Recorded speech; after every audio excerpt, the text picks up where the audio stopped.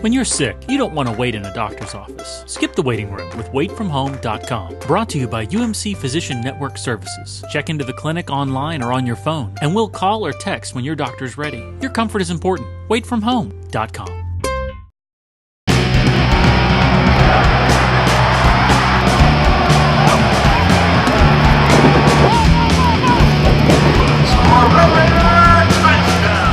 Oh man, I love challenges. You know, from since I was little, I've always rose up to the occasion on challenges, on big time games, and I look forward to them because personally, me, I don't really, I respect everyone, but I don't feed into the hype. So I mean, if you're boosted up until I play you, I can't give my personal opinion about you until I play you. You know, so as of right now, it's just the next team. It's another game. You know, it's the next team. We're not facing a specific person.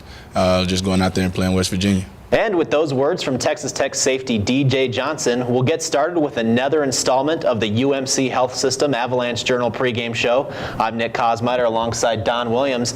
And Don, we're back here after Texas Tech's first loss of the season, a 41-20 setback against Oklahoma. And it doesn't get any easier for the Red Raiders this weekend, no doubt. 2:30 Saturday, they line it up against the number 5 team in the country, West Virginia. And Don, what's sort of the mindset of players heading into this game? Well, this is it doesn't get any easier for the Red Raiders coming off that loss to Oklahoma.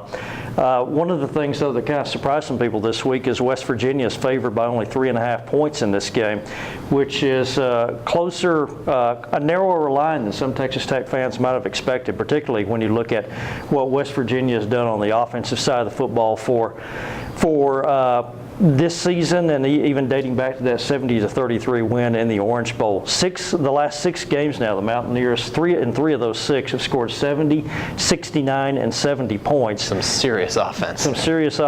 And here's what the Red Raiders had to say about it. We feel like we have the talent and the coaches and everything that in place to be one of the most explosive offenses in the country, and that's the way we approach every game. Nothing's going to change. We've prepared, we've practiced,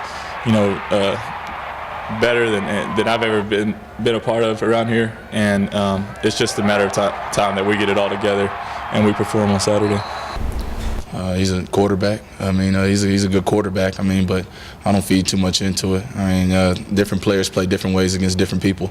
You know, so this may be the game that somebody on our defense decides to show up and make plays against Geno Smith, and he wasn't expecting it. You know, or maybe some guy that he just really didn't pay attention to that's out there making plays, or it may not be his game. He may come out sluggish or slow, or one of his receivers may not be up to par this game. You know, so we're not really worried about just focused on him. We're focused on what they do as a whole, as an offense, and what their key things are. But the teams that have tackled them give themselves a chance. But it doesn't make any difference. We've got to play on both sides, offense and defense. We just can't worry about tackling them. We've got to score points.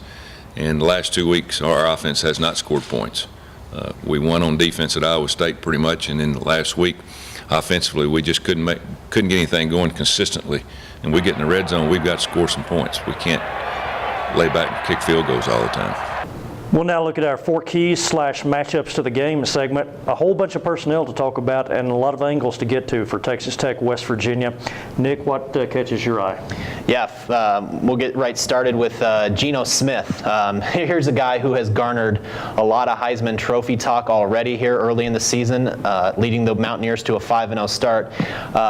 2 weeks ago, Don, we all watched that game before we went and covered Iowa State, Texas Tech, where he threw 8 touchdown passes to tie a Big 12 record. 656 yards, I believe, is what it was.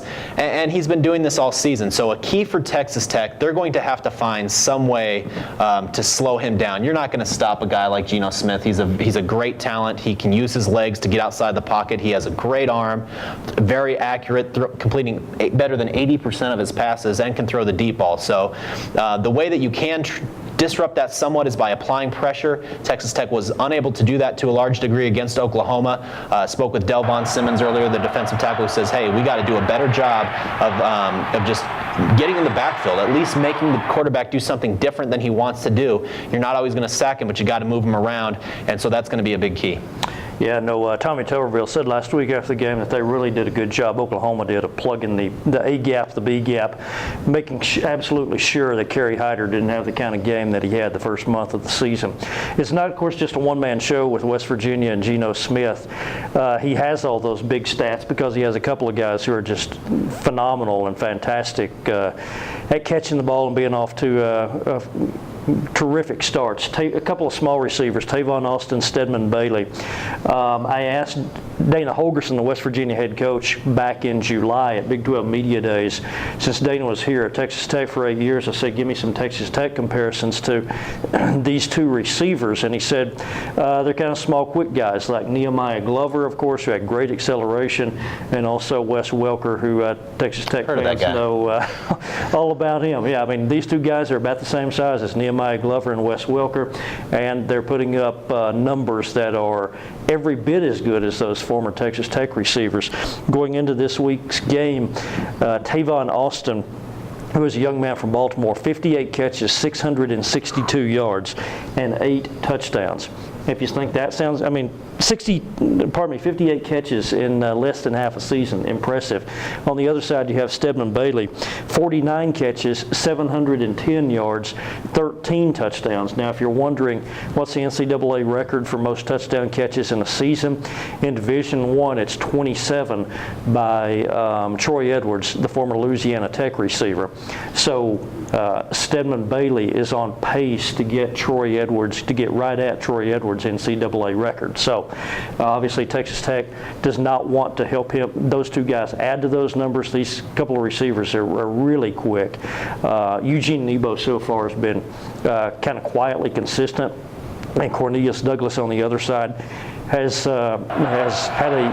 having a good season, and then last weekend he gave up a touchdown pass in that Oklahoma game. If I'm remembering correctly, Kenny Steele with a touchdown catch, Justin Brown with a touchdown catch over him. This is probably as tall an order as those Texas Tech cornerbacks will have all season. Right. And then in the meantime, on the Texas Tech side, Seth Dagey has to get more in tune with his receivers than he was a week ago. Obviously, the senior quarterback has felt the heat a little bit following a game in which he threw 3 interceptions, only 200 yards, had no touchdown passes. He certainly said that he was not at his best, particularly in the second half, and that came after playing a rough first half against Iowa State. So he says, here in 2 games, I've only played 2 halves. So he knows he has to get better. Their offense is all about timing. It's predicated on him getting the ball out of his hands, getting it to the receivers in space, allowing them to make plays. And so how he handles sort of the negative game, allows himself to bounce back. He's talked a lot about how he's trying to put negative performances behind him to go ahead and move into the next game, and he's really going to be tested here. He has an opportunity. West Virginia's defense has given up a lot of points, 63 against Baylor, 45 against Texas. So the opportunity, especially in the passing game, is going to be there for Seth Dagey, and obviously they're going to have to move the ball a lot because West Virginia is going to put up points on the other end. And to follow up on that thought, obviously what the Red Raiders have got to do that they did not do last weekend is finish drives and score touchdowns when they have opportunities to. They were really impressive in that opening drive against Oklahoma.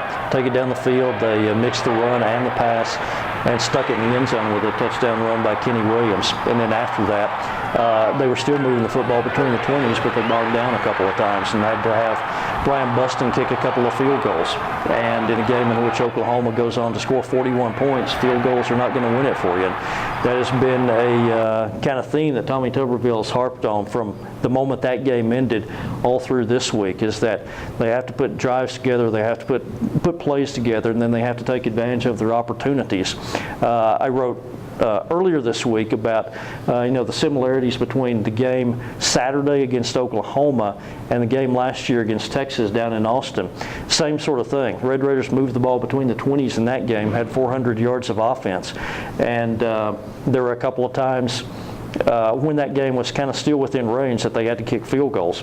They only had 13 points in that game. Each of those games, the Texas game last year, the Oklahoma game this year, Texas Tech had only really 13 points until the final minute of the game where they got a garbage time touchdown.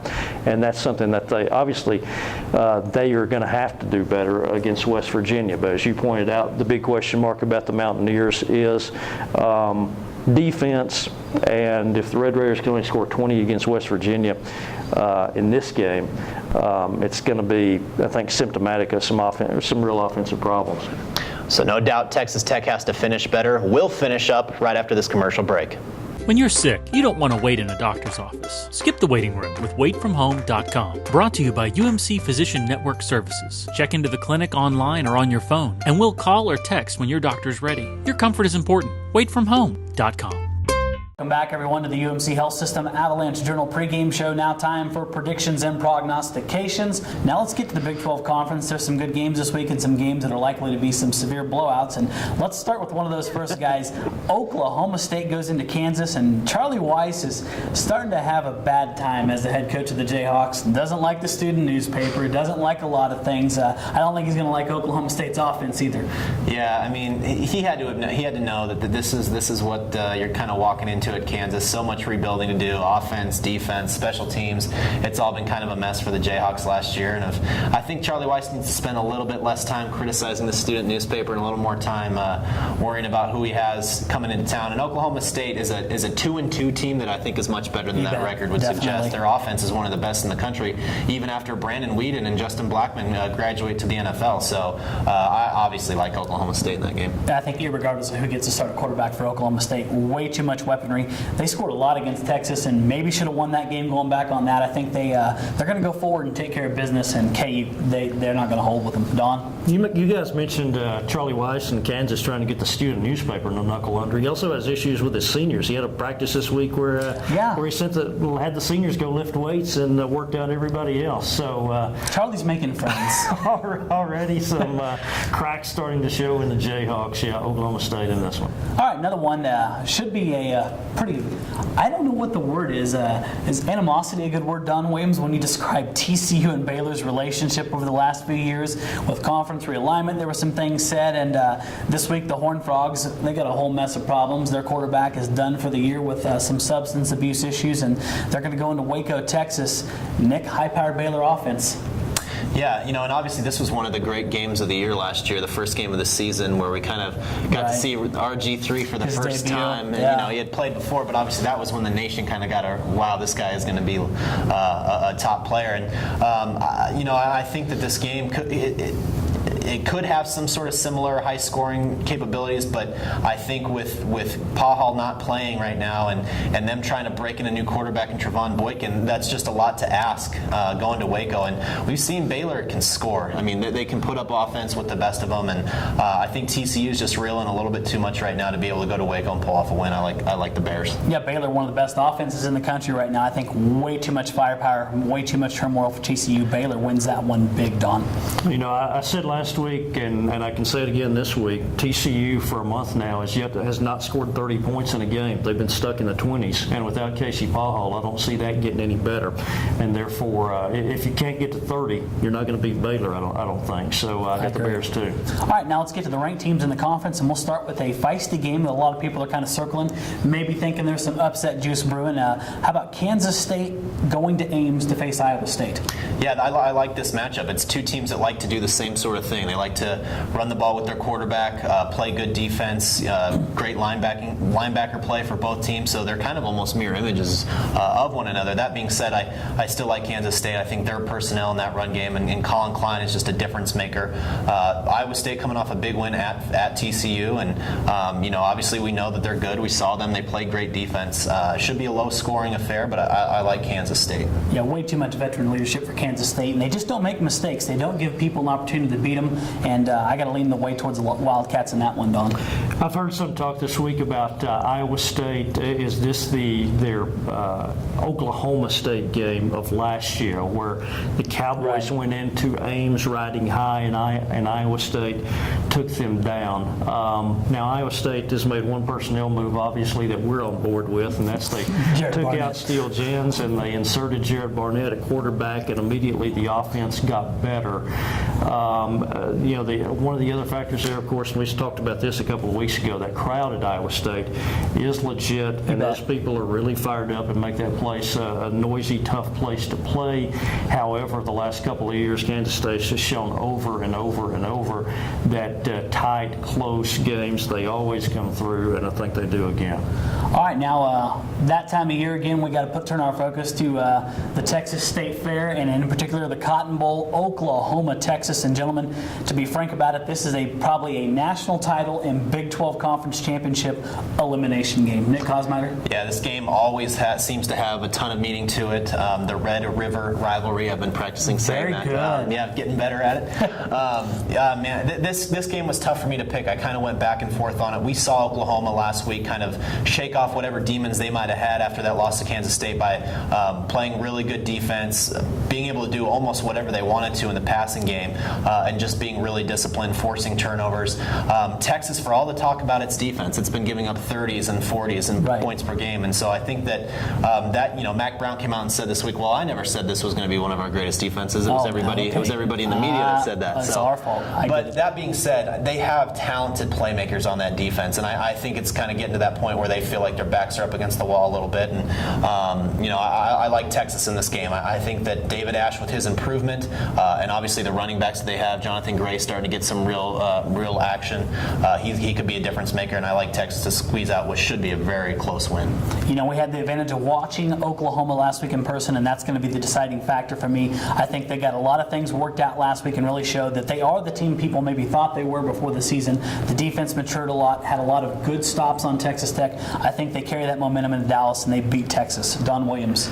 These two teams lower in the polls than they have been when they face each other, lower in the polls than they've been for more than a decade. So it's not as attractive an Oklahoma-Texas matchup as you normally get. But you have the factor that both of these teams already have one conference loss, and they do not want to get a second. And so there's your incentive for Texas and Oklahoma this year, I think. I've been saying for a while now, kind of what you touched on, Nick, that Texas personnel-wise, the defense should be playing better than they have been. I think obviously they're going to be fired up on Saturday. Barry Switzer last week said that Oklahoma does not have the same level of talent in the offensive and defensive lines that the Sooners normally have when they have had their best teams. And so I think, as you mentioned, with David Ash's improvement, I foresee maybe a memorable game for guys like Joe Bergeron, possibly Jonathan Gray, and I take the Longhorns in this one. Yeah, Barry also tweeted this morning that he hoped OU kicked Texas's ass. So you got to take Barry Switzer with a grain of salt, Don. You got to be real careful with what Barry says. He is entertaining. God bless him, nothing else. And the legend. All right, now it's time to turn our attention to the one that everyone's watching us for. Texas Tech, West Virginia, Saturday, Jones AT&T Stadium. Gentlemen, this is the number 5 team in the country. And before I let you do your picks, we're going to do something a little different this week. We're going to play a little numbers game. I'm going to say a number. You give me an over or an under on it. I was never real good at math. So you're kind of breaking the mold here. Breaking the mold. I want to test your depth. Well, let's get a little crazier with these predictions here. All right, we're going to start with the first one. The number 6 in relation to Geno Smith touchdown passes. I'm going to say under, but probably not by much. As explosive he is, he's already thrown 24 touchdown passes through 5 games, so that's almost 5 a game. But I think 8 is going to kind of be an anomaly. I think that teams are going to start to make a slight bit of adjustments, but 4 or 5 would certainly not surprise me, but I think under 6. I'm going to go under for the reason that the running game has been so good for West Virginia. That's going to take away some opportunities for him to throw touchdown passes. Don? I'll also go under 2. I think maybe 5 is the number he gets for a couple of reasons. One, as you mentioned, the breakout game that Andrew Bowie had last weekend for West Virginia, rushing for 207 yards. I think they will throw some of that at Tech. And then, obviously, on Texas Tech's side of the ball, I think one of the keys to being able to win this game is to keep it away from Geno Smith. So I think Neil Brown, Tommy Tuberville will try to run the ball with Kenny Williams, Eric Stevens, and Sadale Foster to take some time off the clock and limit West Virginia's possession. So I'll say more like 5 than 6 for. Okay, so taking time off the clock, that's going to go right into my next number, and I'm going to start with you. 40, number of Texas Tech points scored. I got to go under just because they have not shown the ability to do that against tough opponents. You said 40 for Texas Tech? 40 for Texas Tech. Points scored? You bet. Well, they scored 20 last week. They scored 24 the week before, and it took a really bad Baylor defense for them to get to 42 at the end of the season last year. So that looks like a pretty high bar for the Red Raiders right now. A lot of good evidence there, Nick. Yeah, how about some more evidence? In the last 7 Big 12 games for Texas Tech, they're averaging 19.3 points per game. That's after that Oklahoma win in which they scored 41 points in Norman. Since then, only a little over 19 points a game. So I also am going to say under that. They might need to be close to that in order to compete in this game. I mean, it's going to be a high-scoring affair. And West Virginia's defense, especially in the passing game, I want to say 117th coming into this week. So there's going to be opportunities there. But again, it's kind of a you got to prove it to me situation right now with the Red Raiders because they just haven't been scoring. I'm going to go opposite of both of you. They're going to score more than 40 points. I'll let you know in a minute if I think 40 points is going to be enough to win that football game. All right, how about some more offense here? I got a good number for you guys. 1,000 total offensive yards between both teams in this football game. Don? Yeah, I'll say over. There you go. They both. I mean, Texas Tech, even with the struggles that they have had to score points, have been able to move the football. They got 360 last week. I mentioned that Texas game earlier in the show where they got 411 last year in Austin. Tech, I think, can get yards, and of course we know West Virginia can get yards. So I'll say over. I'm going to say under because I probably think something around the 900 yard range, maybe 500 for West Virginia and 400 for Tech. Okay, so I'm going to go over. I think there's going to be a lot of points, a lot of yards in this football game. I'm just, apprehend. I don't think that either team's going to be held down real far, so I'm going to go on the over side of that. So now we found out what you guys think about some numbers, maybe give some little insight into which way they're going to pick, but let's get down to it right now. Prediction time. I'm going to start with Nick Kosmider, Red Raiders, Mountaineers. I think the key in this game is that Texas Tech, is coming into a game that they really need to win in order to kind of get back that confidence that they had. But I just don't know that their offense right now has the capability to stay with a West Virginia team that just has not been slowed down. I mean, the most they have was a 31-point win against Maryland. Maryland just ran the ball on almost every play, a style that Dana Holgorsen called boring. Texas Tech is going to try to run the ball more, but they're not going to get out of their game plan of throwing the ball a lot either. They're still going to do that, and I just think West Virginia has too much offense, too many weapons. Texas Tech's defense, as we know, is much improved, but it's just such a tall order to try to stop that team. And then on the offensive end, as we just kind of talked about, I don't think Tech is there. They have to break out of that a mold of not finishing plays, and so I'm going to take West Virginia 42-31. Okay, I look at the game, and the thing I think is, for maybe a lot of reasons, people might say, Tech's defense, not going to be good enough. I don't think that's the case. I think Texas Tech defense is much better. I think they're going to be good enough to get some stops on Geno Smith. But I said earlier I thought Texas Tech would score more than 40 points, and I think they will. I don't think it's going to be enough. I think they're going to have to score much more than that to keep West Virginia at a place where they can beat them, and I think that I'm like you, too many weapons for West Virginia. I'm going to go 56-48 West Virginia. Don Williams. Dana Holgorsen spent about 15 years at the side of Mike Leach coaching, and one of the things that Dana, I think, took from Mike Leach is when his offense is on a roll, he doesn't really rein them in, and lately they have been on a roll. And even though this team is having to come back to the state of Texas 2 weeks in a row, had to get up for a really big game last Saturday, I think that's the big question mark with West Virginia, is just being able to put a good effort out there. But if they do, then I think it's still a hard time for even an improved Texas Tech defense to stop them. And I'll take West Virginia in this game by about 52-34. A little wider margin. You think it's going to be a little bit bigger gap, a little bit more of a blowout, so to speak?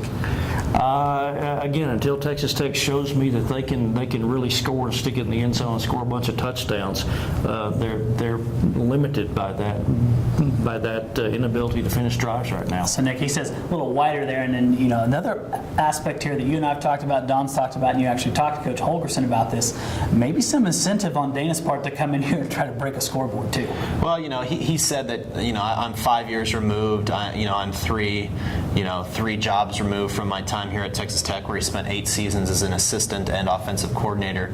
But I'm sure that he was very close to Mike Leach, and whatever feelings might still be left there. But I think the bigger thing more than just coming here is he wants to win. He wants his team to just go out there and not just win, but perform well. He's a guy that wants to stick it to you if he can, and I don't expect that to be any different. I think his team is. Don's right. That will be a challenge for them, but I think he has his team prepared and with enough senior leaders to not let that happen.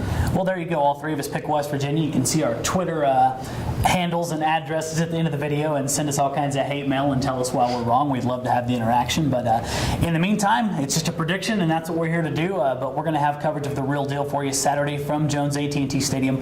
West Virginia, Texas Tech. Keep it locked in all week. You know where you're going. LubbockOnline.com, RedRaiders.com. Don and Nick will have you tied down from the writing standpoint. We'll hook you up with some good photos and videos as well. But until then, that's going to do it for this edition of the UMC Health System Avalanche-Journal pregame show.